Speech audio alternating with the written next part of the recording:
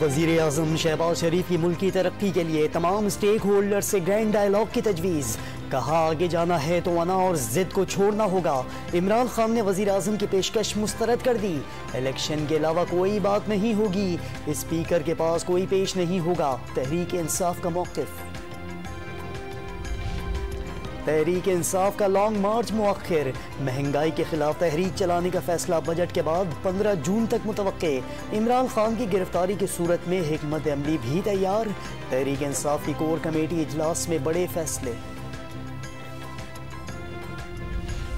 तहरीक इंसाफ का ज़िमनी इंतखाब में शिरकत का ऐलान। इलेक्शन कमीशन की जिम्मेदारी है ज़िमनी इंतखाब शफाफ बनाए। इंतखाब शफाफ ना हुए तो आम इंतखाबात पर सवाल खड़ा होगा। शाह महमूद कुरैशी की मीडिया से गुफ्तगू।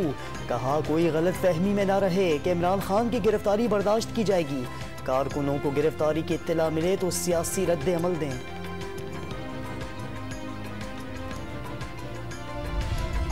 और चोर डाकू के नारे लगाने वाले से बड़ा चोर कोई नहीं। मुल्क की मईशत सिसकियाँ लेती रही, लेकिन इमरान नियाजी और उसके अहले खाना ने करप्शन का बाजार गर्म कर रखा।